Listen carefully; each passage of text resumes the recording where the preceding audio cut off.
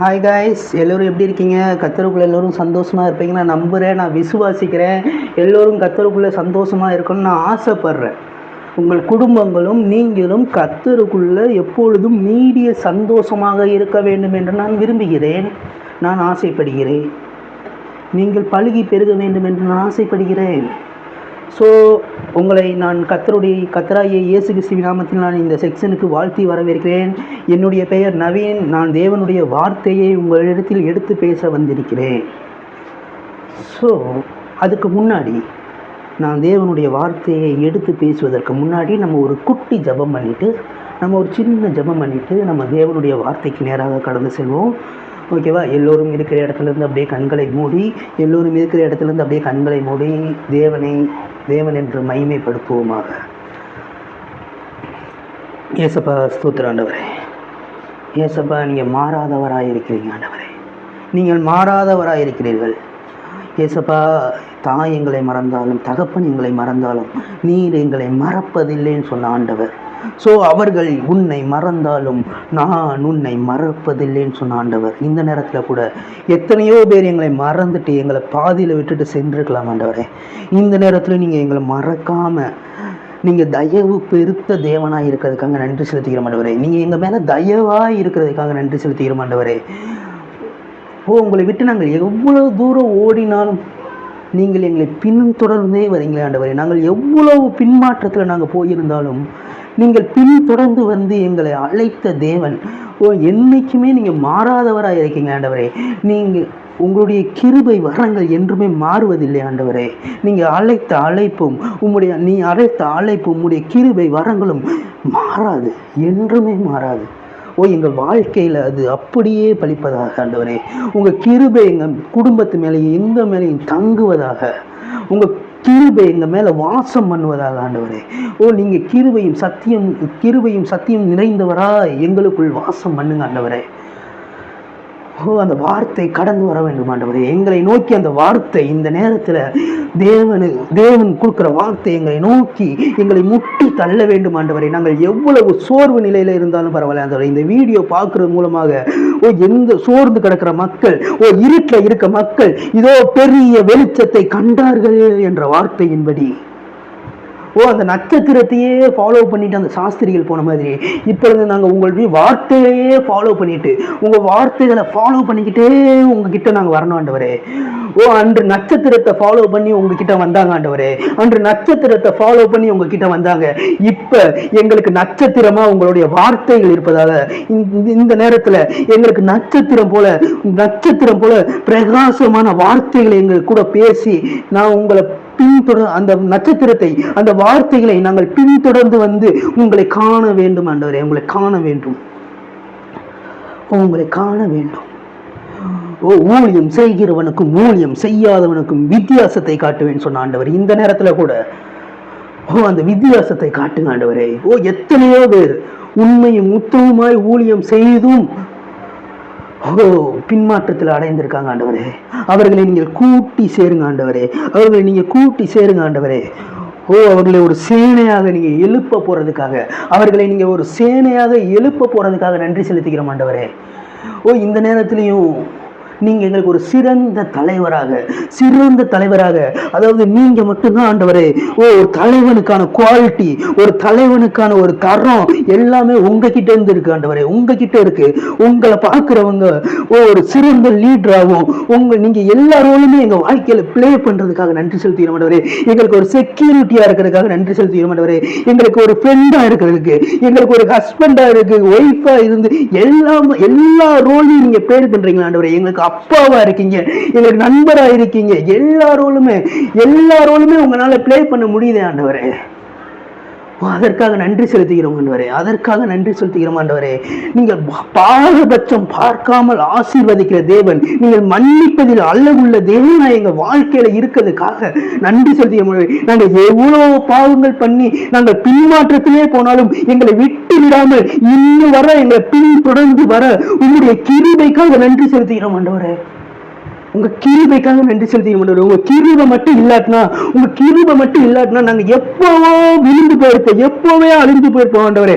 ஆனா உங்க கிருபை அந்த நேரத்துல கொடுத்து எங்களை இன்ன வரைக்கும் நிக்க வைக்கிறீங்க ஆண்டவரே. எங்களை நிக்க வைத்த தேவன் நீங்க ஒருவர் ஆண்டவரே. எங்க தலைகளை உயர்த்தின தேவன் நீங்க ஒருவர் ஆண்டவரே. எங்களை தலை நிமிர்ந்து நடக்க செய்த தேவன் நீங்க ஒருவர் ஆண்டவரே என்ற விசுவாசத்துல நான் சொல்றேன் ஆண்டவரே. பரிசுத்த ஆவியானவர் எங்களுக்குள் வாசம் எங்களுக்குள்ள தங்கும் போது நாங்கள் பெலன் அடைய போறதுக்காக நன்றி செலுத்துகிறோம் ஆண்டவரே. பெலனே இல்லைன்னு சொல்லிட்டு நீங்க நிறைய பேர் ஏங்கி கொண்டிருக்கீங்களா? இந்த நேரத்தில் பரிசுத்த ஆவியானவர் நமக்குள்ள இறங்கும் போது நாங்கள் பெலன் அடைந்து எந்தெந்த காரியத்துல பெலனே இல்லைன்னு சொல்லி நம்ம கவலைப்பட்டு இருந்தோமோ, இந்த நேரத்துல ஹோலி ஸ்பிரிட் நம்மளுக்குள்ள வாசம் பண்ணும்போது, ஹோலி ஸ்பிரிட் நம்மளுக்குள்ள வரும்போது, நம்ம அவருக்கு இடம் கொடுக்கும் போது, நம்ம ஃபர்ஸ்ட் செய்யற அவர் நம்ம பாடியில ஃபர்ஸ்ட் செய்யற விஷயம் நம்ம பெலன் அடைவோம். நம்மளுடைய ஆரோக்கியம் இன்னும் பெலன் அடையும். ஏன்னா ஹோலி ஸ்பிரிட் நம்மளுக்குள்ள வந்தபோது, பரிசுத்த ஆவியானவர் நமக்குள்ள வரும்போது நம்ம பெலன் அடைந்து அதுக்கப்புறம் தான் நம்ம எருசலேம், யூதேயா எல்லாத்துலயுமே போய் சாட்சிகள். சாட்சி ரெண்டாவது. ஃபர்ஸ்ட் அவர் நமக்குள்ள பண்ற விஷயமே நம்ம பெலன் அடைவோம். நம்ம ஆரோக்கியத்தை பெலன் அடைய செய்வாரு. நம்மளை திரும்பி புதுப்பிப்பாரு. ஓடாத எல்லா விஷயங்களும் நம்ம வாழ்க்கைக்குள்ள ஓட ஆரம்பிச்சிடும். நம்ம பாடிக்குள்ள ஓடாத செயலிழந்து போயிருக்க எல்லா விஷயமும் திரும்பி உயிர் அடைய போகிறது. திரும்பி உயிர் அடைய செய்கிற தேவன் பரிசுத்த ஆவியானவர் நமக்குள்ள வாசம் பண்ணும்போது எல்லாத்தையுமே திரும்பி புதுப்பிப்பார். பழையவைகள் ஒளிந்தன, எல்லாம் புதிதாயின. அவர் சமூகத்துல எல்லா காரியங்களும் இப்பொழுது புதிதாகிறதுக்காக நன்றி செலுத்துகிறோம் ஆண்டவரே. எல்லாத்தையும் உங்க கரத்துல கொடுக்கிறோம் ஆண்டவரே. நீங்க எப்படி வேணா எங்களுக்கு அற்புதம் செய்யற தேவன், எந்த நேரத்திலையும் அற்புதம் செய்யற தேவனா எங்க வாழ்க்கையில நீங்க இருக்கிறதுக்காக நன்றி செலுத்துகிறோம். எந்த நேரத்திலையும் உங்களால் அற்புதம் செய்ய முடியும் ஆண்டவரே என்ற விசுவாசத்துல நான் பேசுறேன் ஆண்டவரே. எந்த நேரத்திலையும் நாங்க எந்த மாதிரி சுச்சுவேஷன்ல போனாலும், எவ்வளவு தீமைக்குள்ள நடந்து போனாலும், அந்த தீமைக்குள்ளேயும் வந்து அந்த நன்மையாய் மாற்ற பண்ணுகிற தேவன் நீங்க என் கூட இருக்கும்போது நாங்க எதற்குமே கவலைப்பட மாட்டோம், எதற்குமே பயப்பட மாட்டோம், எதுக்குமே பதட்டப்பட மாட்டோம். எங்க அப்பா இருக்கும்போது எதற்காகவும் பயப்பட மாட்டேன். எந்த சூழ்நிலையை கண்டு பயப்பட மாட்டேன். எந்த சூழ்நிலையை கண்டு திகைய மாட்டேன். அவர் சொல்லியிருக்காரு, திகையாதே, நான் உன் தேவன் அப்படின்னு சொல்லியிருக்காரு. அதற்காக நன்றி செலுத்திக்கிறோம். எல்லா குடும்பங்களையும் நான் ஆசீர்வதிக்கிறேன். இந்த வீடியோ பார்க்குறது மூலமாக எந்த சுச்சுவேஷன்ல அவங்க கடந்து வந்திருக்காங்க தெரியலாண்டவரே. ஆனால் இந்த வீடியோ பார்த்துட்டு இருக்கும்போது அவங்களுக்குள்ள ஒரு மாற்றம், அவங்களுக்குள்ள ஒரு விடுதலையை நான் இப்பொழுது கட்டழிக்கிறேன் ஆண்டவரே. அவங்களுக்குள்ள அந்த விடுதலையை நான் கட்டழிக்கிறேன் ஆண்டவரே.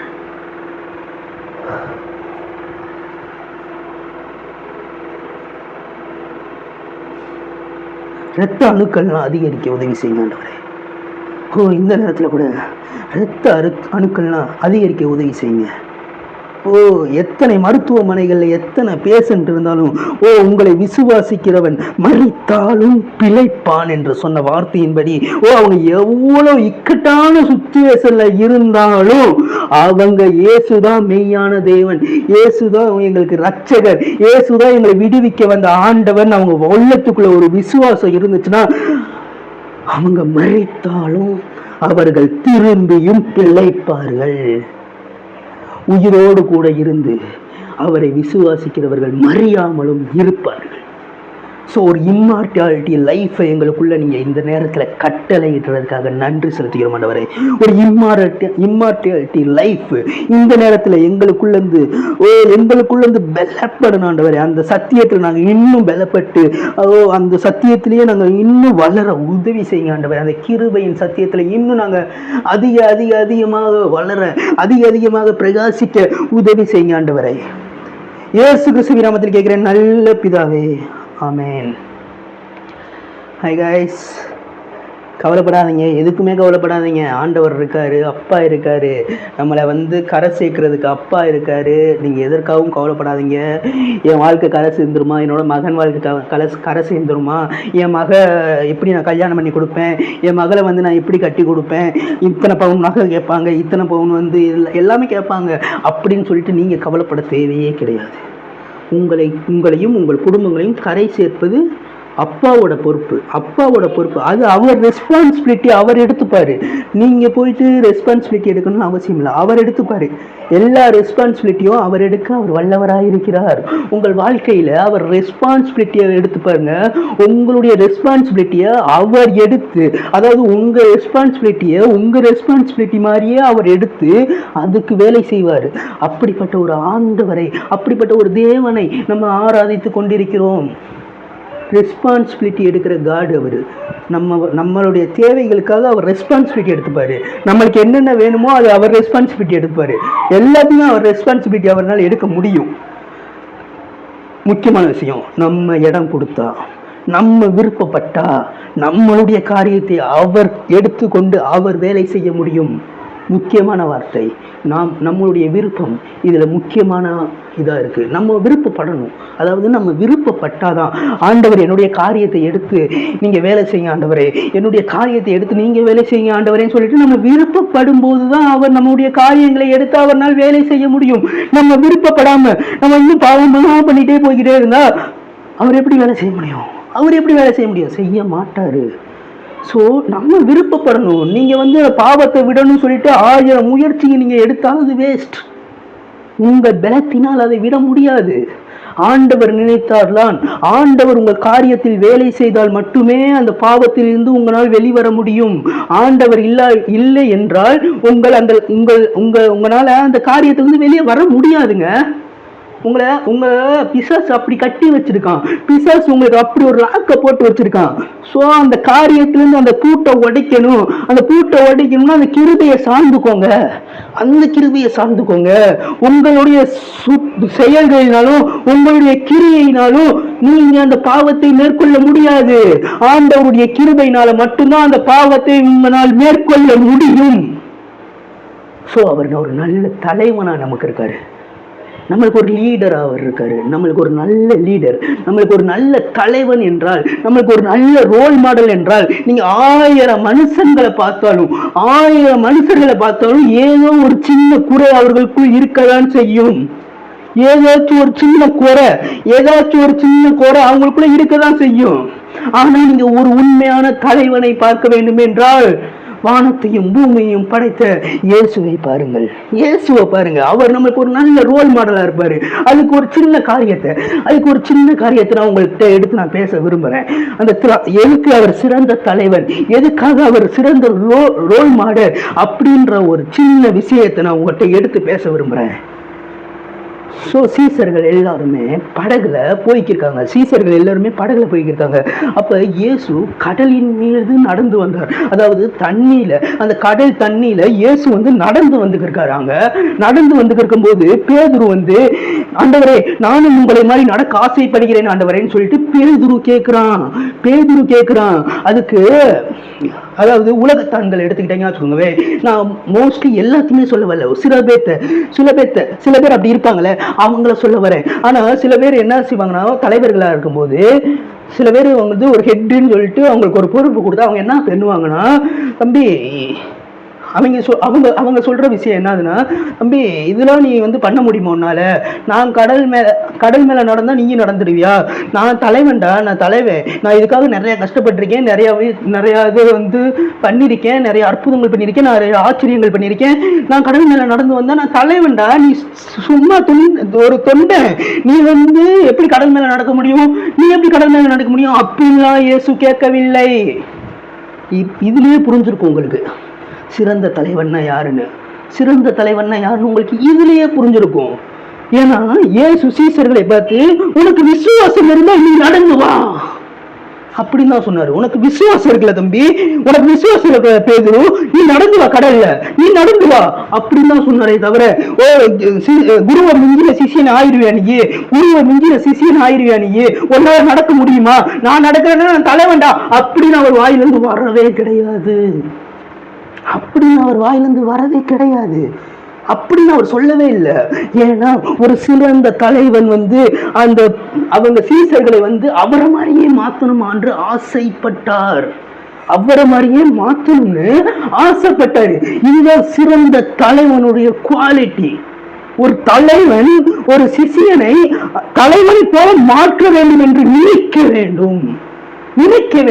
அதாவது ஒரு தலைவன் ஒரு சிஷியனை அந்த தலைவனுக்குரிய குவாலிட்டி, அந்த தலைவனுக்குரிய பண்புகளை எல்லாம் அந்த சிஷியனுக்கு கற்றுத்தர வேண்டும். சிஷியனுக்கு இன்னும் வளர்க்க வேண்டும். அவனை டிமினிஷ் பண்ணி அவனை கீழே மட்டம் தட்டி அவனை உட்கார வைக்க கூடாது. தலைவனை மாதிரியே மாற்றணும். அதுதான் சிறந்த தலைவனுக்கான ஒரு முக்கியமான செயல். அது தகுதி. அது தலைவனுடைய தகுதி. இயேசு என்ன செஞ்சாருன்னா, நீ விசுவாசம் நடந்து வாடா பேதுரு, விசுவாசம் இருக்கு உனக்கு, நீ நடந்து வா அப்படின்னு சொல்லும் போது பேதுரு தண்ணீரில் நடந்தான். நடந்து வரும்போது 11 பேர் அவன் 11 பேர் அவன் கண்டுக்கவே இல்லைங்க. 11 பேர் அவன் கண்டுக்கவே இல்லை. பேதுரு நடந்து வரான் தண்ணியில. நடந்து வந்துட்டு அவர் பார்த்துட்டு சுத்தி பார்த்துட்டு கீழே விழுந்துடுறான். மற்ற தலைவர்கள் என்ன செய்வாங்க, ஒரு இதுல பண்றீங்க, நீங்க ஒரு செயல் பண்ணிக்கிறீங்க, அந்த செயல்ல கொஞ்சம் நீங்க முன்னேறி போயிட்டு இருக்கும் போது டக்குனு ஒரு எதிர்பாராம ஒரு விபத்து நடந்து நீங்க கீழே விழுந்துட்டீங்கன்னா, அதாவது அந்த செயல்ல இருந்து நீங்க இறங்கிட்டீங்கன்னா, உங்க ஸ்டேஜ்ல இருந்து நீங்க லோ ஆயிட்டீங்கன்னா, மற்ற தலைவர்கள் என்ன செய்வாங்கன்னா, இதுக்குதான் சொன்னேன், இதெல்லாம் உனக்கு தேவையில்லாத வேலை, இதெல்லாம் உனக்கு தேவையில்லாத வேலை, உனக்கு வரதை மட்டும் பண்ணு தம்பி, உனக்கு வரது மட்டும் பண்ணு, நீயா பண்ணி எதையாச்சும் சாதிக்கணும்னு சொல்லிட்டு நீயா எதுவும் பண்ணாத. அது மற்ற தலைவர்கள் கூறுவது. அது இப்பயும் சொல்றேன், மோஸ்ட்லி எல்லாத்தையும் நான் சொல்ல கிடையாது, எல்லாத்தையும் சொல்லக்கூடாது. ஆனா ஒரு சில பேர் அப்படி இருக்கிறார்கள். இயேசுவை போல இருங்கள் என்று நான் உங்களை வற்புறுத்துகிறேன். இயேசுவை மாதிரி இருங்க. உங்களுக்கு கீழே ஒருத்தவங்க இருக்காங்கன்னா அவங்களை உங்களை மாதிரியே மாற்றுறதுக்கு ட்ரை பண்ணுங்க. அதுதான் ஒரு நல்ல தலைவனுடைய குவாலிட்டி. சோ அவனை உங்களை மாதிரியே மாற்றுறதுக்கு நீங்க ட்ரை பண்ணுமே தவிர அவனை டிமினிஷ் பண்ணி அவனை கீழே தட்டி அவனை மட்டப்படுத்தாதீர்கள். அவனை உங்களை மாதிரியே மாற்றணும். நீங்க அப்படியே அவனை பார்க்கும்போது உங்களை பார்க்குற மாதிரியே இருக்கணும் அப்படின்னு சொல்லி உங்களை பழக்குனீங்க. அவனை இயேசு அப்படி பழக்க வைத்தார். பேதுரு கீழே விழுந்துடுறான், தண்ணிக்குள்ள விழுந்தனையும் அவரு தட்டி அவனை எழுப்பி விட்டு, மற்ற தலைவர்கள் சொல்லுவார்கள், இதெல்லாம் உனக்கு தேவையில்லாத வேலை, நீ ஏன் கடல்ல நடந்து போற, நீ அவர் சொல்லவே இல்லை. அப்படி அவர் இயேசு அப்படி சொல்லவே இல்லை. நீ குருவை மிஞ்சின சிஷியன் ஆக முடியுமா அப்படின்னு என்று இயேசு சொல்லவே இல்லை. அந்த இடத்தில் அவர் சொன்ன வார்த்தை, அற்ப விசுவாசியே ஏன் சந்தேகப்பட்டாய். அவருடைய வார்த்தை வருது பாருங்க. அப்ப கூட சொல்றாரு, அற்ப விசுவாசியே ஏன் சந்தேகப்படுகிறாய், ஏன் சந்தேகப்பட்ட, இவ்வளவு நேரம் நல்லா நடந்து வந்துருக்க, இவ்வளவு நேரம் நல்லா பேசிட்டு இருக்க, இவ்வளவு நாள் நல்லா பேசிட்டு இருந்த, இப்ப ஏன் சந்தேகப்படாத. அது நல்ல தலைவனுடைய குவாலிட்டி. நீ விழுந்தாலும் உன்னை கட்டி தூக்கி எழுப்பி நிப்பாட்டு ஒரு நல்ல தலைவனுடைய குவாலிட்டி. இயேசு பண்ணினார். அதுதான் அவர் சிறந்த தலைவனுடைய குவாலிட்டி. அதாவது அவரை ரோல் மாடலா வச்சு நீங்க பண்ணுங்க. அவரை ரோல் மாடலா வைங்க உங்க வாழ்க்கையில. எத்தனையோ மனிதர்களை நீங்க ரோல் மாடலா வச்சிருக்கீங்க, எத்தனையோ மனிதர்களை ரோல் மாடலா வச்சு விழுந்து போயிருக்கீங்க. ஆனா இந்த நேரத்துல இயேசுவை பாருங்கள், இயேசுவை ரோல் மாடலா வைங்க. அவர் சொல்லுவாரு குருவை மிஞ்சிய சிஷியன்லாம் ஆக முடியாது. அவர் சொல்ல மாட்டாரு. குருவை மிஞ்சின சிஷியன் வர முடியுமாடா அப்படின்னு அவர் கேட்க முடியாது. அவர்னால கேட்க மாட்டாரு. ஏன்னா நம்மளை அவரை போலவே மாற்றணும் என்று மூச்சாக வேலை செய்தவர் இயேசு மட்டுமே. அவரை மாதிரியே மாத்தணும், இயேசுவை மாதிரியே மாத்தணும், அவர் மாதிரியே நீதிமானா மாத்தணும் அப்படின்னு சொல்லிட்டு முழு மூச்சாக நமக்காக உயிரை கொடுத்தார். நமக்காக உயிரை கொடுத்தாருங்க.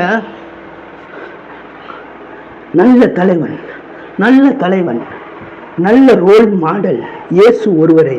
நல்ல ரோல் மாடல் இயேசுங்க, நல்ல ரோல் மாடல். இந்த நேரத்துலயும் உங்க ரோல் மாடல் யாரா வேணா இருக்கலாம், யாரா வேணா இருக்கலாம்.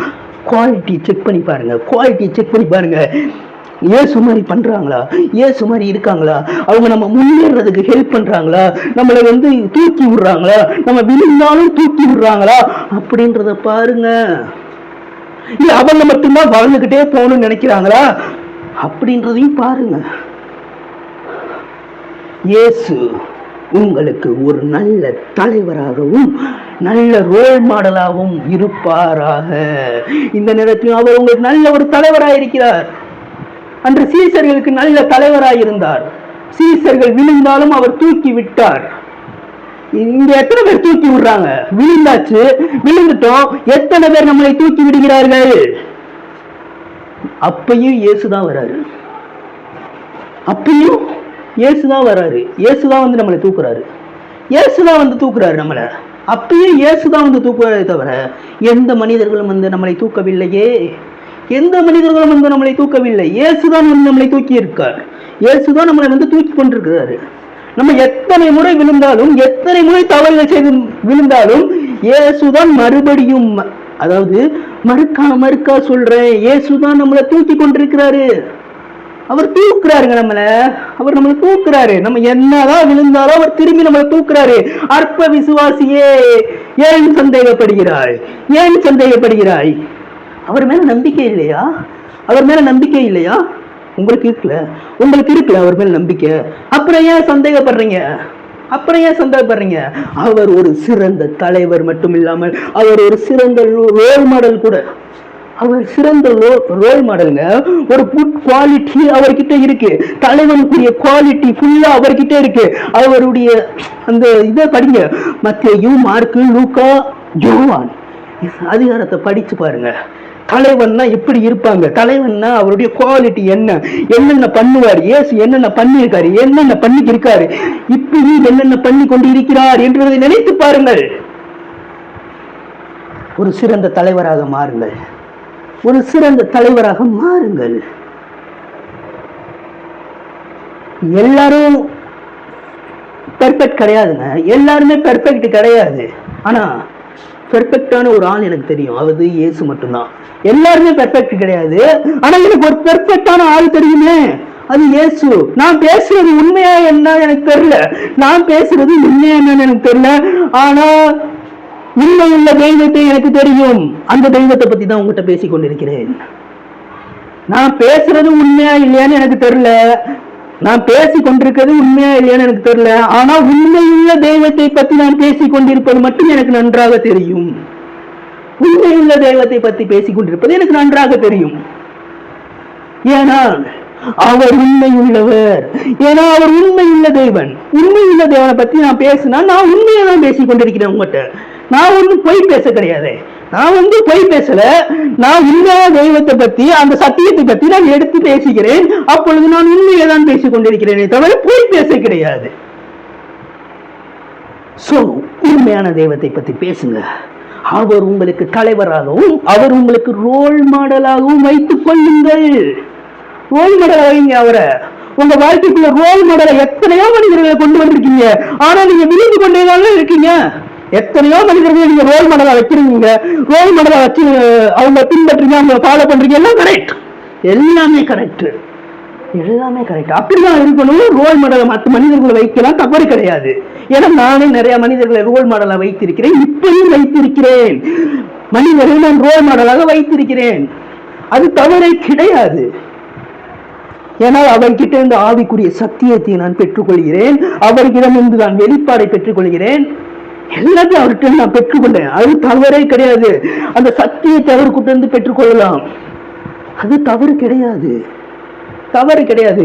ஆனால் இந்த நேரத்தில் ஒரு உண்மையான ஒரு உறுதியான ஒரு ரோல் மாடல் வைக்க வேண்டும் என்றால் உங்கள் வாழ்க்கைக்குள்ள இயேசுவை உங்கள் ரோல் மாடலாக வைத்து நடந்து பாருங்கள்.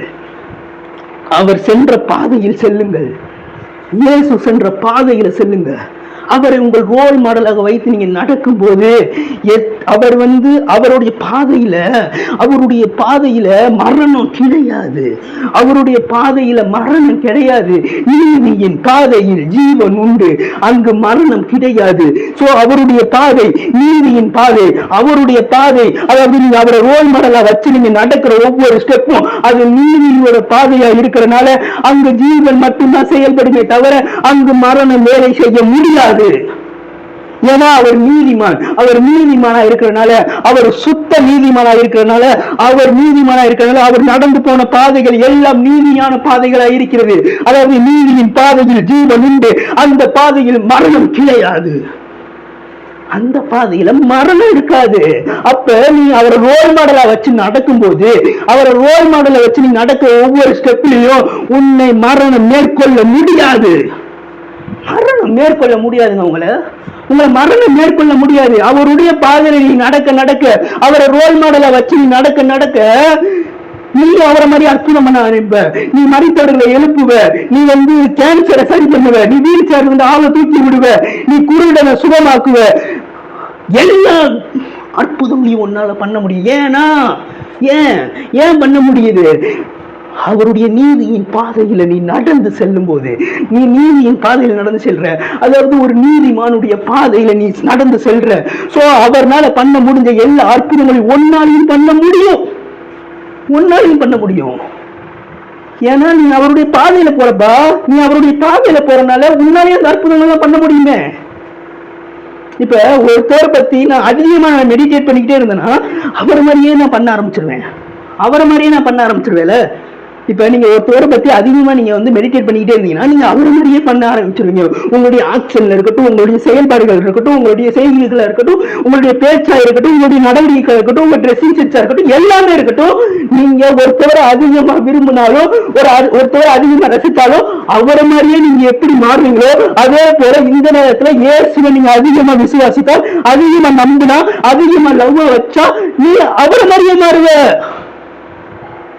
மனுஷன் மேல லவ் வைக்கும் போது, மனுஷன் மேல அன்பை வைக்கும் போது, ரோல் மாடலா இருக்கும் போது அவங்க பண்ற விஷயங்கள்லாம் உனக்குள்ள வருதுல.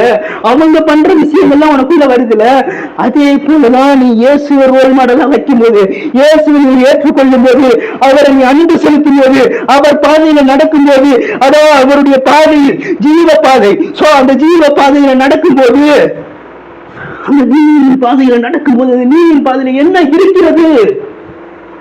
வசனம் சொல்லுகிறதுங்க.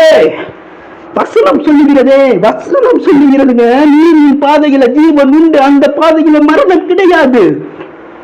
எப்படி மரணம் வரும்?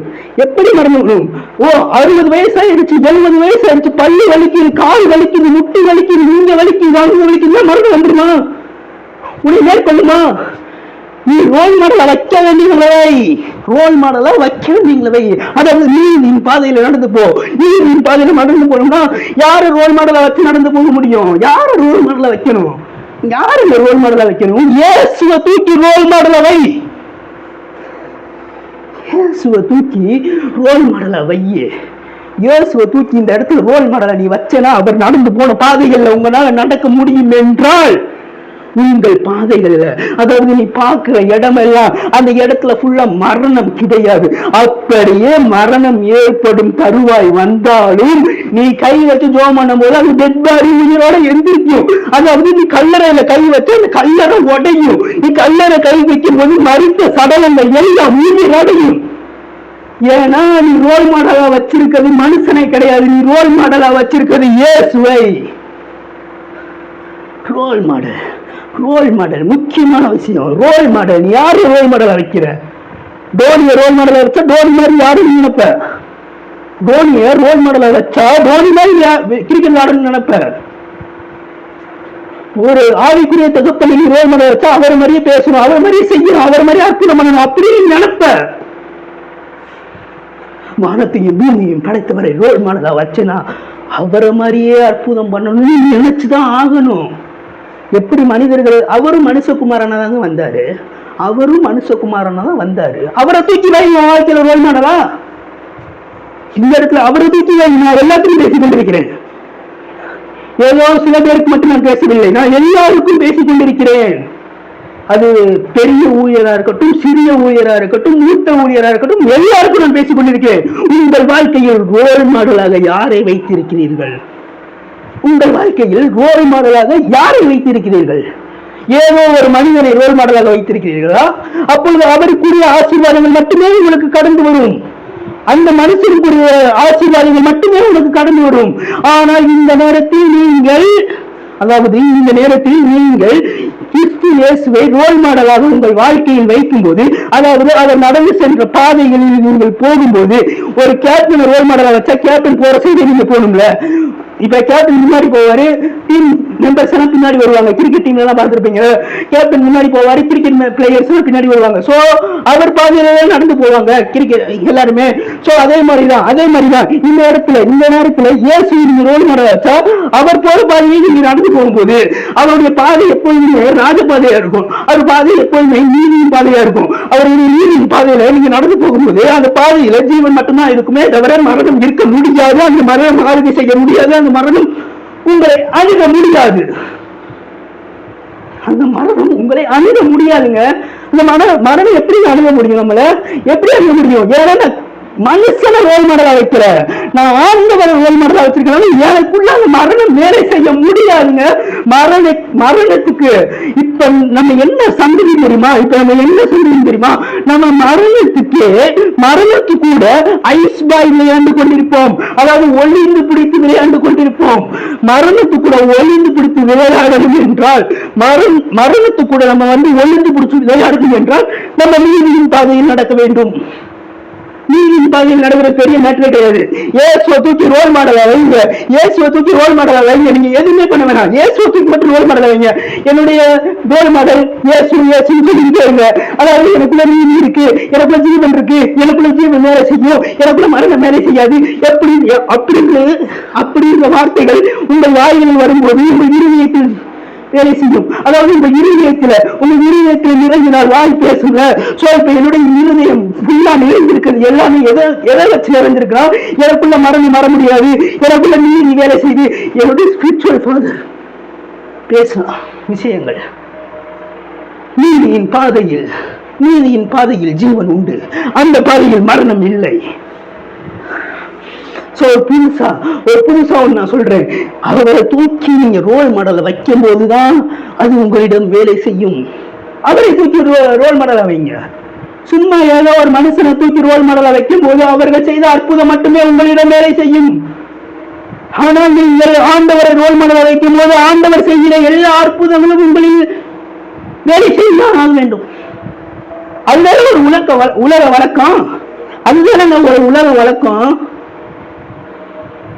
ஒருத்தர் நான் மெடிடேட் பண்றேன், ஒருத்தர் மாதிரி நான் பேசுறேன், ஒருத்தர் மாதிரி நான் நடக்கிறேன்னா நான் அவரை மெடிடேட் பண்றேன், அதனால அப்படி நடக்கிறேன். சோ இந்த நேரத்துல நான் அவரை மெடிடேட் பண்ணாம ஆண்டவரை மெடிடேட் பண்ணா அவர் மாதிரி நடக்க போறேன். அது உலக வழக்கம், அதுதான் உலக வழக்கம். சோ இந்த நேரத்துல கூட ஆண்டவரை ரோல் மாடலா வைங்க. அவர் உங்களுக்கு ஒரு சிறந்த ரோல் மாடலா இருப்பாராக என்று சொல்லி நான் இந்த செக்ஷனுக்கு நான் உங்களை வாழ்த்தி வரவேற்கிறேன். சரி, நம்ம வார்த்தைக்கு நேராக கடந்து செல்வோம். வார்த்தைக்கு நேராக கடந்து செல்வோம். ஓகே, லூக்கா அதிகாரம் 5ஆம் அதிகாரம் 3ஆம் வசனத்திலிருந்து நான் வாசிக்கிறேன். அப்பொழுது அந்த படகில் ஒன்றில் ஏறினார். அது சீமோனுடைய படகாய் இருந்தது. அதை கரையிலிருந்து சற்றே தள்ளும்படி அவனை கேட்டுக்கொண்டு அந்த படவில் உட்கார்ந்து ஜனங்களுக்கு போதகம் பண்ணினார். ஓகே, அவர் போதகம் பண்ணி முடித்த பின்பு சீமோனை நோக்கி, ஆழத்தில் தள்ளி போய் மீன்களை பிடிக்கும்படி உங்கள் வலைகளை போடுங்கள் என்றார். அதற்கு சீமோன், ஐயரே, இரவு முழுவதும் நாங்கள் பிரயாசப்பட்டு ஒன்றும் அகப்படவில்லை. ஆண்டவருக்கு இதுல சொல்ல வர விஷயம் என்னதுன்னா, பேதுரு என்ன பண்றாங்கன்னா, நைட்டு ஃபுல்லா நைட்டு ஃபுல்லாக இது வந்து ஏற்கனவே பேதுருவை பற்றி இந்த விஷயத்தை பற்றி நான் உங்கள்கிட்ட நான் பேசியிருக்கேன். பட் இது புதுசாக ஆண்டவர் பேசுகிற விஷயம். ஸோ ஆண்டவரோட விஷயம் என்னதுன்னா, அவன் பேதுரு வந்து நைட்டு ஃபுல்லாக வலையை போட்டு மீன் வந்து கிடைக்கவில்லை ஆண்டவரை, இல்லை ஆண்டவரை, இல்லை ஆண்டவரை, இல்லை ஆண்டவரைன்ற வார்த்தை அவருக்கு பிடிக்காது. அவருக்கு பிடிக்காத ஒரே ஒரு வார்த்தை இல்லை. இல்லை இல்லை இல்லைன்னு சொன்னா அவருக்கு பிடிக்காது. இப்ப ஒரு பணக்கார வீட்டுல ஒரு அப்பா இருக்காரு, பையன் வந்து அப்பா என்கிட்ட சைக்கிள் கூட இல்லப்பா அப்படின்னு சொன்னா அந்த அப்பாவுக்கு என்ன ஆகும்? இந்த இடத்துல ஆண்டவருக்கு என்ன தெரியுமா ஆகும்? நீங்க இல்லைன்னு சொல்லும் போது, ஒவ்வொரு விஷயமும் நீங்க இல்லைன்னு சொல்லும் போது ஆண்டவருக்கு என்ன தெரியுமா ஆகும்? அவருக்கு அது கௌரவ பிரச்சனை. ஆண்டவருக்கு அது கௌரவ பிரச்சனைங்க. நீங்க இல்லைன்னு சொல்றீங்களா, அது அவருக்கு வந்து ஒரு மான பிரச்சனை, அது அவருக்கு கௌரவ பிரச்சனை, அது பிரிஸ்டீஜ் இஷ்யூ அப்படின்னு சொல்லுவாங்களா இங்கிலீஷ்ல. அது போலதான் அவருக்கு அது கௌரவ பிரச்சனை ஆகி கொண்டிருக்கிறது. நீங்க இல்லைன்னு சொல்ற ஒவ்வொரு விஷயங்களும் அது கௌரவ பிரச்சனை ஆகுது. அவரோட ஸ்டைல்ல ஒவ்வொரு அர்த்தம் பண்ணுவாருங்க. அவன் பேதுரு வந்து நைட்டு ஃபுல்லா மீனை வலைய போடுறான், மீன் அகப்பட இல்லை. அதனோட ஒரிஜினல் மீனிங் என்னதுன்னா, மீன் எதுவுமே கிடைக்கல ஆண்டவரே, இல்ல ஆண்டவரே, மீனே இல்ல ஆண்டவரே. அதுதான் அதோட ஒரிஜினல் மீனிங். ஆண்டவருக்கு இல்லைன்னு சொன்னா பிடிக்காது.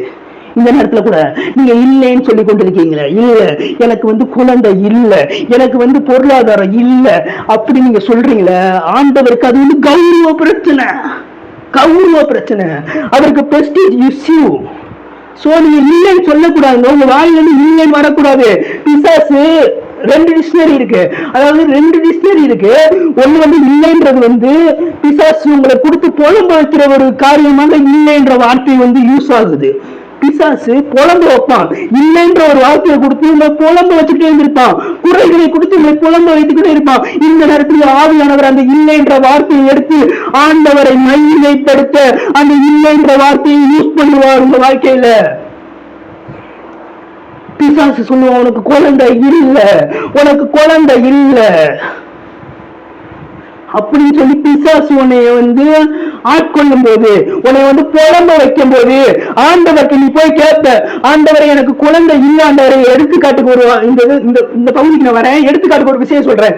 ஆபிரகாம் வந்து அவர் வந்து, ஆண்டவரை நீங்க எனக்கு நல்ல கேடகமோ பலத்த துருகமாவும் நீங்க எனக்கு இருக்கீங்க ஆண்டவரே, அதை பத்தி எல்லாம் கவலை இல்லை ஆண்டவரே, என் மேல நீங்க பிரியமா இருக்கீங்க ஆண்டவரே, அதை பத்தி எனக்கு பிரச்சனை இல்லை ஆண்டவரே. ஆனா அந்த ஒரு குழந்தை மட்டும் இல்ல ஆண்டவரே, அந்த குழந்தை மட்டும் இல்ல ஆண்டவரே. நம்ம பார்த்து ஆண்டவர் சொல்றாரு, டேய் யாரா சொன்ன உனக்கு இல்லைன்னு? இல்லைன்னு நீ சொல்லும் போது எனக்கு கௌரவ பிரச்சனை ஆகுதுடா. அதாவது தம்பி, நீ சைக்கிள் இல்லைன்னு சொன்னா நான் எவ்வளவு பெரிய பணக்காரன்டா, உனக்கு அப்பனா இருக்கேன், என்கிட்ட வந்து இல்லைன்னு சொன்னா எனக்கு கடுப்பாகாதா, எனக்கு கோபம் வராதா அப்படின்னு சொல்லி அந்த பணக்காரப்பா அவர் யோசிப்பாரு. யோசிச்சு அந்த சைக்கிள் என்னங்க சைக்கிள், அதை விட பெருசா பிராண்டா அந்த ஊர்ல அந்த உலகத்துல எவனுமே வைக்காத முடியாத அளவுக்கு அவனுக்கு வாங்கி தருவார்ல. அதே போலதான் வானத்தையும் பூமியும் படைத்த ஆண்டவர் நமக்கு அப்பாவா இருக்கும்போது, இந்த பூமியை சிருஷ்டித்த ஆண்டவர், இந்த மனிதர்களை படைத்த ஆண்டவர் நமக்கு அப்பாவா இருக்கும்போது நம்ம இல்லைன்னு சொல்றோம்ல ஒவ்வொரு காரியத்தையும். அதே போலதான் ஆபிரகாமும் சொன்னா என்கிட்ட இல்ல ஆண்டவரே, குழந்தை இல்ல ஆண்டவரே அப்படின்னு சொல்லும் போது, ஆண்டவர் அவனை வெளியே கூட்டு வந்து, வானத்தை பாடுறான், வானத்தை பார்த்து என்றா பார்ப்போம், நட்சத்திரத்தை என்றா பார்ப்போம் அப்படின்னு சொல்லும் போது ஆபிரகாம் என்றா 1 2 ஆண்டவரே என்ன ஆண்டவரே, என்ன முடியல ஆண்டவரே, இதே போலதான் உனக்கு குழந்தைகளை தருவேன், இதே போலதான் உனக்கு சந்ததிகளை தருவேன் என்று வாக்கு பண்ணி ஆண்டவர் இன்னைக்கு ஆபிரகாமோட பிள்ளைகளாகவும் சந்ததிகளாகவும் நாங்கள் இருக்கிறோம். அவர் எந்த சந்ததிகள், அதாவது என்ன முடியாத சந்ததியா மாற்றி வைத்திருக்கிறாரு. ஏன்னா அவருக்கு அது மான பிரச்சனை, ஏன்னா அவருக்கு கௌரவ பிரச்சனை. நீ இல்லைன்னு சொல்லும் போது அது அவருக்கு மான பிரச்சனை, கௌரவ பிரச்சனை மாறி விடுகிறது. பிள்ளை இல்லைன்னு ஆபிரகாம் சொன்னா, எல்லாமே இருக்காண்டவரே, என்னை சுத்தி பொருளாதாரத்துல எல்லாமே இருக்காண்டவரே, ஆனா எனக்கு ஒரு நல்ல பிள்ளை இல்லை ஆண்டவரே, நான் கொஞ்சம் ஒரு பிள்ளை இல்லை ஆண்டவரே அப்படின்னு ஆபிரகாம் சொல்லும் போது, வானத்தின் நட்சத்திரத்தை போல பிள்ளைகளை கொடுத்திருக்கிறார் ஆபிரகாமுக்கு. வானத்தின் நட்சத்திரத்தை போல பிள்ளைகளை கொடுத்திருக்கிறார். சோ அதே மாதிரிதான் நீங்க ஒரு விஷயத்துல அவர்கிட்ட இல்லைன்னு சொல்லி போய் நிக்காதீங்க. அது அவருக்கு கௌரவ பிரச்சனையா மாறுகிறது, கௌரவ பிரச்சனையா மாறுது, அவருக்கு ஒரு மான பிரச்சனையா மாறுது. எப்படி அந்த பையன் வந்து அப்பா பணக்கார அப்பாட்ட போய் சைக்கிள் இல்லப்பா அப்படின்னு சொல்லுங்க, அவங்க அப்பாவுக்கு வந்து கௌரவ பிரச்சனை மான பிரச்சனை மாறுகிறது. அதே போலதான் நீ ஒரு விஷயத்தை இல்லை ஆண்டவர்கிட்ட நிற்கும் போது அதுக்கு அவருக்கு கௌரவ பிரச்சனையாகவும் மான பிரச்சனையாகவும் மாறுகிறது. அந்த விஷயத்தை அவர் கையில எடுப்பாரு. நீ இல்லைன்ற சொல்ற ஒரு விஷயத்தை அவர் கையில எடுத்து உன்னை ஆசீர்வதிக்கிற விதத்தை நம்ம பார்க்க போறோம். நீ இல்லைன்னு சொல்றல அந்த விஷயத்தை கையில எடுத்து அவர் கருத்துல எடுத்து, அதாவது அவர் பாடியில அவர் ஸ்டைல எடுத்து என்ன வேலை செய்கிறார் என்றதை பார்ப்போம். என்ன வேலை செய்ய போற பார்ப்போம். இதான் பார்க்க போறோம். நீ இல்லைன்னு சொல்ற விஷயத்த அவர் அவருடைய ஸ்டைல பண்ற அற்புதத்தையும் பார்க்க போகிறோம். நீ இல்லைன்னு சொல்லுவ, ஆனா அவர் இருக்குன்னு சொல்லுவாரு. அவன் பிசாசு இல்லைன்னு சொல்லி உன்னை புலம்ப வைப்பான். ஆனா பரிசுத்த ஆவியானவர் அந்த புலம்பல் மத்தியிலும் அந்த இல்லைன்ற வார்த்தையை எடுத்து உன்னை துணிக்க வைப்பார். நீ உயிரோடு இருக்கும் நாள் அவன் புலம்ப வச்சிருப்பான். எனக்கு சந்தோஷம் இல்லை, உனக்கு சந்தோஷம் இல்லை, உனக்கு சமாதானம் இல்லை அப்படின்னு சொல்லிட்டு அந்த இல்லைன்ற வார்த்தையை தான் உனக்கு ஒரு புலம்பலுக்கான ஒரு வார்த்தையை மாற்றி அவன் வைத்திருக்கிறான். ஒரு குறையால் மாற்றி அவன் வைத்திருக்கிறான். அந்த இல்லைன்ற வார்த்தையை தான் ஒரு குறையா மாற்றி வச்சிருக்கான். குறையா மாத்தி வச்சிருக்கான். ஆனா பரிசுத்த ஆவியானவர் என்ன பண்றாங்க, இந்த நேரத்துல அந்த இல்லைன்ற வார்த்தையை தூக்கி ஆண்டவரை துதிக்க வைத்துக் கொண்டிருக்கிறார். உங்களை ஆண்டவர் துதிக்க வைப்பான். பரிசுத்த ஆவியானவர் துதிக்க வைப்பாரு. இந்த நேரத்திலையும் அந்த இல்லைன்ற வார்த்தையை அவன் என்ன வார்த்தையை எடுத்து ஒடுக்கினானோ, என்ன வார்த்தையை வச்சு நம்மளை முடக்கினானோ, அதே வார்த்தையை பரிசுத்த ஆவியானவர் எடுத்துட்டு வந்து ஆண்டவரை துதிக்க வைக்கிறதுக்காக யூஸ் பண்ணுவார். நீ உயிரோடு இருக்கும் நாளெல்லாம் உன்னை எதிர்க்க ஒருவனும் இல்லை. இந்த இடத்துல வருது இல்லைன்னு, இந்த இடத்துல அவர் உன்னை விட்டு விலகுவதும் இல்லை, அவர் உன்னை கைவிடுவதும் இல்லை. சொல்லுங்க, இப்ப சொல்லுங்க. புலம்பலுக்கு யூஸ் பண்ணீங்க ஒரு வார்த்தை இல்லைன்றத இப்ப ஏன் துணிக்கிறதுக்கு யூஸ் பண்றீங்க? அவர் உன்னை விட்டு விலகுவதும் இல்லை, உன்னை கைவிடுவதும் இல்லை. நீங்க துணிக்கிறதுக்கு யூஸ் பண்றீங்களே. இந்த இல்லைன்றது எப்படி துணிக்கிறதுக்கு வருது? எப்படி வருது? அந்த இல்லைன்றது புலம்பலுக்கு வருதுல. அதாவது பிசாசு வந்து அந்த இல்லைன்றத காமிச்சு உங்களை புலம்பு வைக்கிறாங்க. அந்த இல்லைன்றதை எடுத்து ஆண்டவர் உங்களை துணிக்க வைப்பாராக. உன் கற்பம் வீடு போகிறது இல்லை, உன் வழியை துஷ்டன் கடந்து போகிறது இல்லை. பகலிலே வெயிலாயிலும் இரவிலே குளிராயிலும் என்னை சேதப்படுத்துவது இல்லை. உயிரோடு இருக்க நாளெல்லாம் உன்னை எதிர்த்து நிற்கிறதுக்கு யாருமே இல்லை ஆண்டவர் சொல்றாரு. ஏன் இந்த வார்த்தைகள்ல ஏன் துதிக்கிறதுக்கு யூஸ் பண்றீங்க? அந்த வார்த்தை அதே வார்த்தையை நீங்க வந்து புலம்புறதுக்கு யூஸ் பண்றாங்க. இல்லைன்ற வார்த்தைய இந்த இல்லைன்ற வார்த்தையை மட்டும் எடுத்து துதிக்கிற.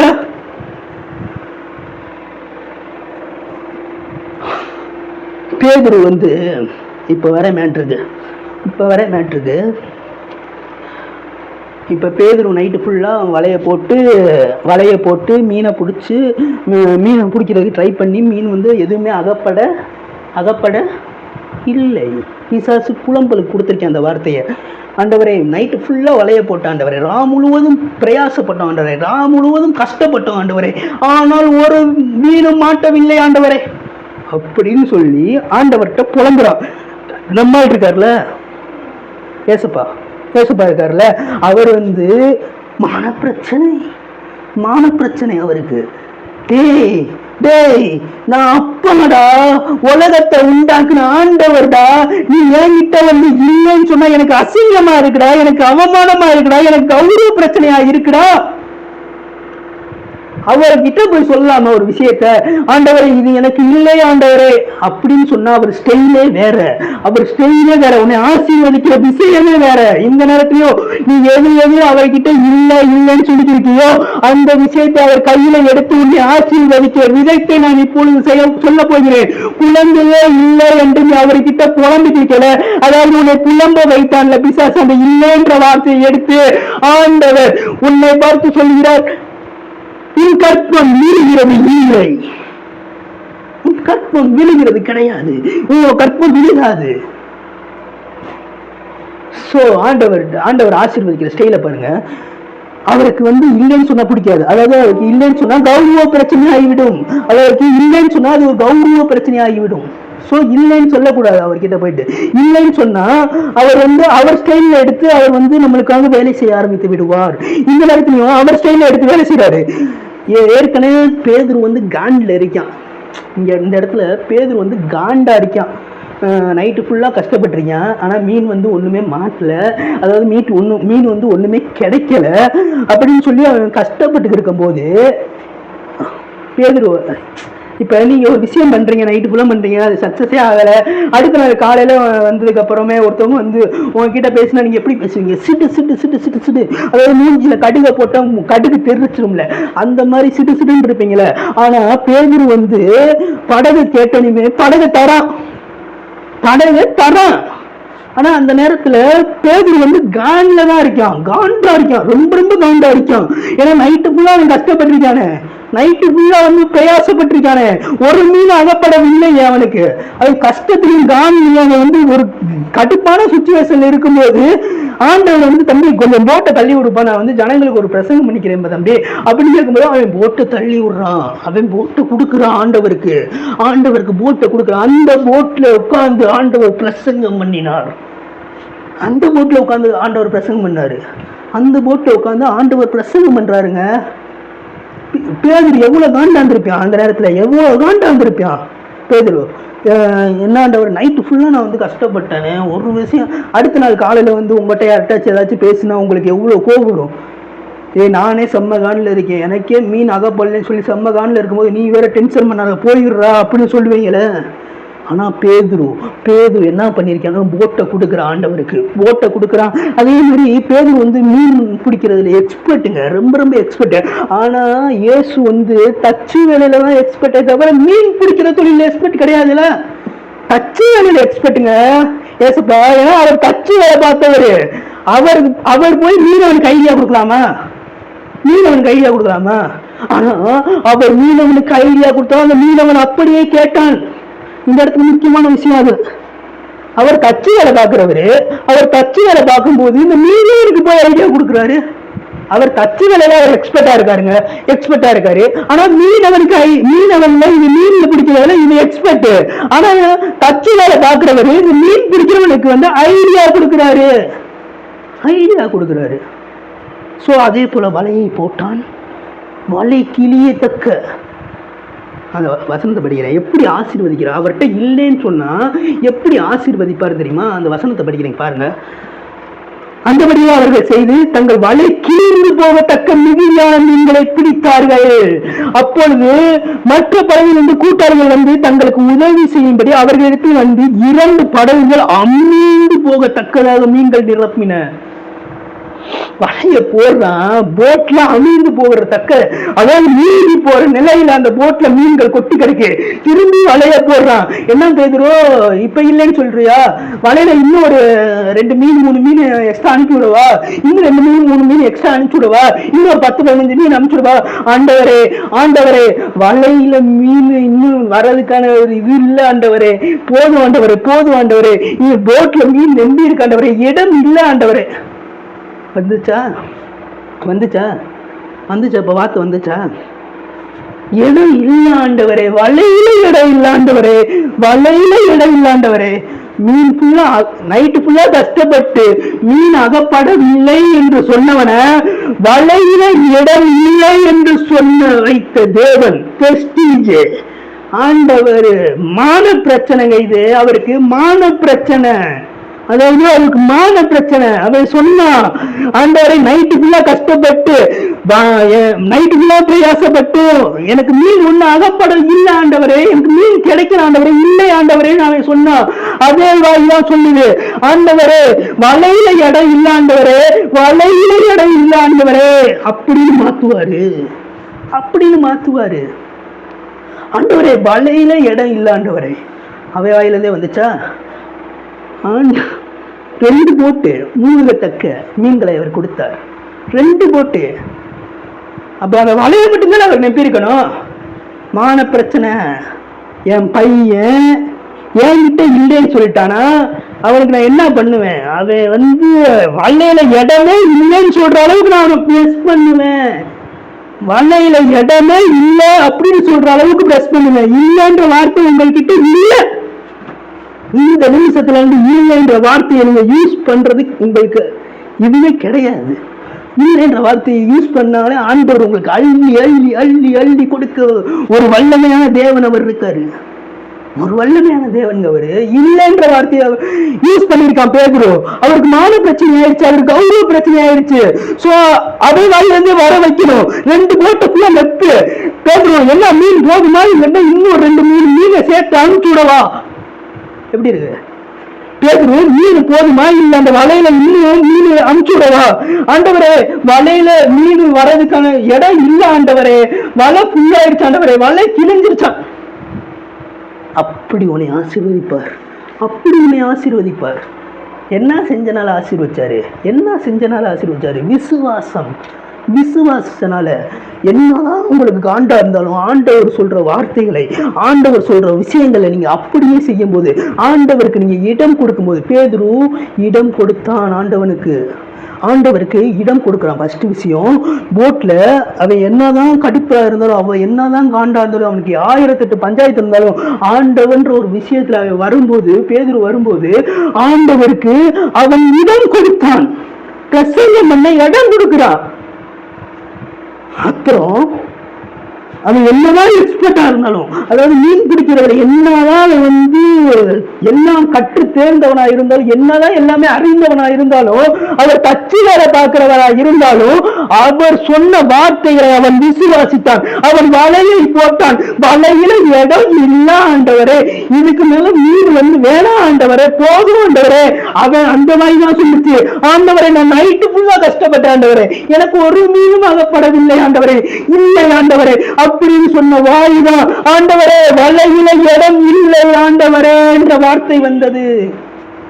என்ற வார்த்தை வந்தது. அதே வாயிலிருந்து வந்துச்சு, அதே வாயிலிருந்து வந்துச்சு. சோ உன்னை அந்த மாதிரி பிளஸ் பண்ணுவாரு, அந்த மாதிரி பிளஸ் பண்ணுவாரு.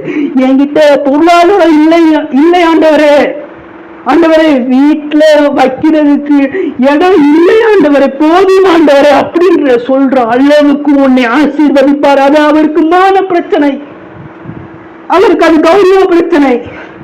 எப்படி ஒரு பையன் அந்த சைக்கிள் கேட்டு அவங்க அப்பாவுக்கு கௌரவ பிரச்சனையாகி 15 சைக்கிள் 30 சைக்கிள் 40 சைக்கிள் அந்த வீட்டில் அடுக்க முடியும் என்றால், அந்த அப்பாவால் அடுக்க முடியும் என்றால், வானத்திலும் பூமியும் உண்டாக்கின இந்த அப்பாவினால் உன்னுடைய கஜானாவை ஃபில் பண்ண முடியும், உன் களஞ்சியங்களை நிரப்ப முடியும், உன் திராட்சை ரசம், உன் ஆலைகளில் திராட்சை ரசங்கள்ல புரண்டோட முடியும். 5 மீன் 2 அப்பம், 5 மீன் 2 அப்பம். ஆண்டவரே 5 மீன் ஆண்டவரே 2 அப்பம் தான் இருக்கு, இத்தனை பேர் இருக்காங்க, உங்களுக்கு கொடுக்கறதுக்கு பத்தாவது ஆண்டவரே, இல்ல ஆண்டவரே, வேற எதுவும் இல்லை ஆண்டவரே, வேற எதுவும் இல்லை ஆண்டவரே, இந்த 5 அப்பத்தையும் இந்த 2 மீனையும் தவிர எங்களிடம் வேற எதுவும் இல்லை ஆண்டவரே. டச் பண்ணவே கூடாது ஆண்டவர்கிட்ட, அந்த இல்லைன்றதை டச் பண்ணவே கூடாது. அந்த இல்லைன்றதை டச் பண்ணிட்டேன்னா வச்சுக்கவே அவருக்கு அந்த மான பிரச்சனையும் கௌரவ பிரச்சனையும் ஆகிவிடும். சோ அந்த 5 அப்பத்தையும் 2 மீன்களையும் எடுத்து ஸ்தோத்திரம் பண்ணி ஆசீர்வதித்து அப்படியே கொடுக்க சொன்னாரு. வயிறு ஃபுல்லா ஆயிடுச்சு, திரும்பி சாப்பிடுறதுக்கு வயிற்றுல இடம் இல்லை ஆண்டவரே, இடம் இல்லை. அதனாலதான் அந்த 12 கூட மிச்சம் இருந்துச்சு. சாப்பிட்டுட்டு அவங்க திரும்பி சாப்பிடுறதுக்கு வயிறு ஃபுல்லா ஆயிடுச்சு, இடம் இல்லை. 5 மீன் தான், 5 மீன் 2 அப்பம் தான், 2 மீன் 5 அப்பம் தான் இருக்கு, வேற எதுவும் இல்லையா ஆண்டவரேன்னு சொன்ன வாயில இருந்து ஆண்டவர் எல்லார் வயிறு ஃபுல்லாயிருச்சு ஆண்டவரே, எல்லார் வயிறு ஃபுல்லாயிருச்சு. அதனால 12 கூட மிச்சம் ஆயிடுச்சு. அவங்க திரும்பி சாப்பிடுறதுக்கு அவங்க வயிற்றுல இடம் இல்லை ஆண்டவரே, இடம் இல்லை ஆண்டவரே, அவங்க திரும்பி சாப்பிடுறதுக்கு இடம் இல்லை ஆண்டவரே. அவங்க சாப்பிட்டு முடிச்சு வயிறு ஃபுல்லாயிருச்சு ஆண்டவரே, அவர்கள் திரும்பி சாப்பிடுறதுக்கு அவங்க வயிறு ஃபுல்லானனால இடம் இல்லை, அவங்க வயிற்றுல இடம் இல்லை. ஏறக்குறைய 5000 புருஷர்கள், 5 மீன் 2 அப்பம், 12 கூட மிச்சம், 12 கூட மிச்சம். அவங்களுக்கு அந்த வயிற்றுல இடம் இல்லைன்னு சொன்னா ஓகே, ஆண்டவர் வந்து கௌரவ பிரச்சனை மான பிரச்சனை எல்லாம் பண்ணிட்டாரு. ஓகே, 12 கூட எதுக்கு மிச்சமாச்சு? 12 கூட ஏன் மிச்சமாச்சு? அவர் ரேஞ்சில் ஆசீர்வதிப்பாரு. அவர் ரேஞ்சில் உன்னை ஆசீர்வதிப்பாரு. வீடு பெருசா கட்டிக்கோ, வீடு பெருசா கட்டிக்கோ, கஜானா பெருசா கட்டிக்கோ.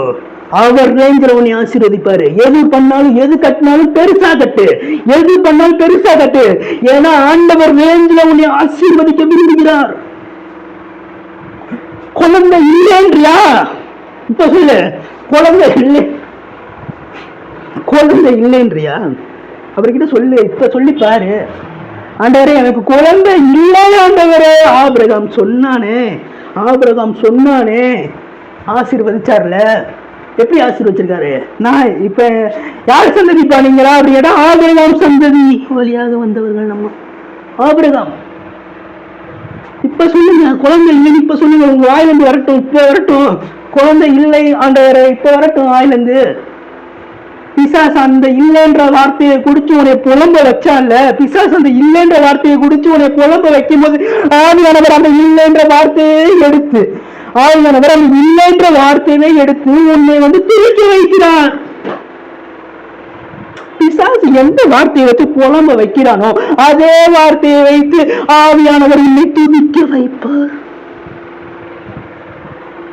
அவர் உன்னை விட்டு விலகுவதும் இல்லை, உன்னை கைவிடுவதும் இல்லை.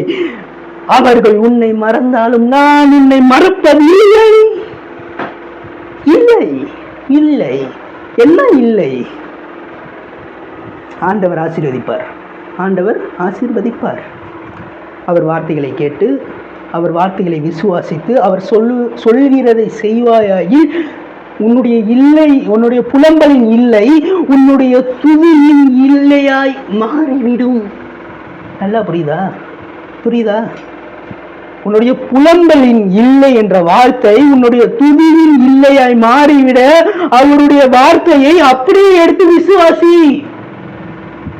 ஒரு பாலைவனம், ஒரு பாலைவனத்துல ஒரு அடிகுழா இருக்கு. ஒருத்தவன் தாகமா இருக்கான், ரொம்ப தாகமா இருக்கான். தண்ணீர் வந்து அவனுக்கு குடிக்கணும் போல இருக்கு, தாகமா இருக்கான். அப்படியே போய்க்கிருக்கும் போது தூரத்துல ஒரு அடிகுழாயை பார்த்துட்டான். அடிகுழாயில பார்த்துட்டு அவன் போறான். அங்க ஒரு பாட்டில், இந்த மாதிரி ஒரு பாட்டில் இருக்கு. இந்த மாதிரி ஒரு பாட்டில் இருக்கு. அந்த பாட்டில்ல வந்து ஒரு நிமிஷம், இந்த மாதிரி ஒரு பாட்டில் இருக்கு. இந்த மாதிரி ஒரு பாட்டில் இருக்கு. இந்த பாட்டிலில் தண்ணி ஃபுல்லாக இருக்கு. இந்த மாதிரி பாட்டிலில் தண்ணி ஃபுல்லாக இருக்குது. அந்த அடிக்குள்ள பக்கத்தில் வச்சுருக்காங்க. தண்ணி ஃபுல்லாக இருக்குது. அவன் போயிட்டு அந்த பாட்டில் எடுத்து தண்ணி இருக்குது அப்படின்னு சொல்லி குடிக்கலாம் போய் பார்க்குறான். இந்த பாட்டில் எழுதியிருக்கு, இந்த தண்ணீரை வந்து இந்த அடிகுழாயில் நீங்கள் ஊற்றினால், இந்த அடிகுழாயை நீங்கள் அடித்தால் உங்களுக்கு தண்ணீர் வரும் அப்படின்னு சொல்லி போட்டிருக்கு. இவன் யோசிக்கிறான், என்ன ஆண்டவர் என்ன பண்ணலாம்? ஐயோ ஏற்கனவே தாகமாக வேற இருக்குது, என்னால் முடியல, ஐயோ என்ன பண்ணுறது அப்படின்னு சொல்லிட்டு அந்த அடிக்குழாயை ஃபஸ்ட்டு அடித்து பார்க்குறான். அந்த அடிக்குழாயில் கிறுக்குன்னு சவுண்டு வந்துக்கிட்டே இருக்குது. கிரிச்சுக்குன்னு சவுண்டு வந்துக்கிட்டே இருக்கு. அவன் அடிக்குழாயை அடிச்சுக்கிட்டே இருக்கான். கிரிச்சுக்குன்னு சவுண்டு தான் வருது தவிர தண்ணி வரல. ஆனால் இந்த பாட்டிலில் ஃபுல்லாக தண்ணி இருக்குது. இந்த பாட்டிலில் தண்ணி இருக்கு. ஆனா அவன் அடிகுழாயில் அடிக்கிறான், தண்ணி வர மாட்டேங்குது. ஆனா இந்த பாட்டில் எழுதி இருக்கு, இந்த தண்ணீரை அந்த அடிகுழாயில் ஊட்டி நீ அடித்தால் உனக்கு தண்ணீர் கிடைக்கும் என்று போட்டு இருக்கிறது. அவன் என்ன பண்றதுன்னு தெரியாம கட்டுப்பாகுறான். ஐயோ என்ன பண்றதுன்னு சொல்லி யோசிக்கிறான், மைண்ட்ல யோசிக்கிறான். என்ன பண்றது? இந்த வார்த்தையை நம்பலாமா, இல்லை என்னோட அறிவை நம்பலாமா? இந்த வார்த்தையை நம்பலாமா, என்னோட அறிவை நம்பலாமா? இந்த வார்த்தையை நம்பலாமா, அதாவது இந்த வார்த்தையை நம்பலாமா, என்னுடைய அறிவை நம்பலாமா என்று யோசித்து கொண்டிருக்கிறான். சரி என்னடா சாகிறது முடிவாயிருச்சு, எப்படியும் நம்ம இந்த தண்ணியை இந்த வார்த்தையை நம்பியே ஊத்திடலாம் அப்படின்னு சொல்லிட்டு அந்த அடிகுழாயில ஊத்துறான். திரும்பி அடிக்கிறான். அடிக்கும் போது திரும்பி கிரிச்சு சவுண்ட் வந்துகிட்டே இருக்கு. கிரிச்சு சவுண்ட் வரும்போது அவன் மைண்ட்ல தோணுது, அட கிறுக்கு பைய, அதை முட்டா பையலே, உன்னைய மாதிரி முட்டா எவனுமே இருக்க முடியாதுடா, அல்லதான் நீ தண்ணியை குடிச்சிட்டு நீ இருக்கலாம்டா, நீ எதுக்குடா அந்த தண்ணியை ஊத்துனன்னு சொல்லிட்டு அவன் மைண்டுக்குள்ள தோண்டிக்கிட்டே இருக்கான். அந்த கையை அடிக்கிறத விடவே மாட்டேங்குது, அடிச்சுக்கிட்டே தோணுது. அந்த சவுண்ட் வந்து கிரிச்சு சவுண்ட் வந்துட்டே இருக்கு. ஆனா அவன் மைண்டுக்குள்ள அவங்க திட்டிக்கிட்டே இருக்கான், ஏன்டா ஊத்துன தண்ணி, ஏன்டா ஊத்துன்னு சொல்லிட்டு விட மாட்டேங்கிறான். அடிச்சுக்கிட்டே இருக்கான். ஆனா விட மாட்டேங்கிறான். இந்த தண்ணியை ஊத்திட்டான், ஃபுல்லா ஊத்திட்டான், ஆனா விட மாட்டேங்கிறான். விட மாட்டேங்கிறான். ஒரு கட்டத்துல அப்படியே தண்ணி பொங்கி வடிகிற மாதிரி ஒரு சவுண்ட் கேக்குது. அப்படியே தண்ணி பொங்கி வடிகுது, அதுக்கு வந்து நிரம்பி வடிகுது. அவன் தண்ணிய தாகம் தீர குடிக்கிறான், ஃபுல்லா குடிக்கிறான், குடிச்சிட்டு குளிக்கிறான், அந்த தண்ணியில குளிக்கிறான், அதே தண்ணியில மூஞ்சி கழுவுற எல்லாமே பண்ண முடியும் அந்த தண்ணியில.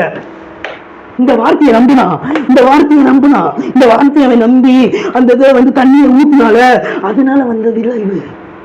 இந்த வார்த்தையை நம்புங்க. அதாவது இந்த வார்த்தை இருக்குல்ல, இந்த வார்த்தை என்ன சொல்லுதோ அதை நம்பி பண்ணுங்க, அப்பொழுது உங்களுக்கு நீங்க வந்து இந்த இதை குடிச்சிருந்தா திரும்பி அவனுக்கு தண்ணி தாகம் எடுத்து விட்டுருக்கும். அவன் முழுசா இருந்த வாட்டரை குடிச்சிருந்தா அவனுக்கு திரும்பி தண்ணி தாகம் எடுத்து விட்டுருக்கும். அது அவன் அந்த வார்த்தையை கீழ்ப்படிந்து அந்த வார்த்தையை நம்பி அவன் என்னதான் மைண்டுக்குள்ள திட்டினாலும் அந்த வார்த்தையை நம்பி அவன் ஊற்றினான் அல்லவா, அதனால அவன் அடிச்சு கொண்டே இருந்தான் அல்லவா அந்த வார்த்தையை நம்பி. அதனால அவனுக்கு தண்ணீர் குடிக்க அவன் வயிறு ஃபுல்லாயிருச்சு, இடம் இல்லை. அதுக்கு மேல தண்ணீர் இல்லைன்னு சொன்னவன், தண்ணீர் இல்லைன்னு சொல்லி தாகத்துல வந்தவன், தண்ணீரே கிடைக்க மாட்டேங்குது இல்லைன்னு சொல்லி தாகத்துல வந்தவன், தண்ணீரே கிடைக்கல இல்லைன்னு சொல்லி தாகத்துல வந்தவனுக்கு அவன் தண்ணீர் குடிச்சு திரும்பி தண்ணி குடிக்க அவன் வயிற்றுல இடம் இல்லை. ஏன் இடம் இல்லை? அந்த வார்த்தையை நம்பினான். சோ எலியா சாரிபாத்தோட இவங்க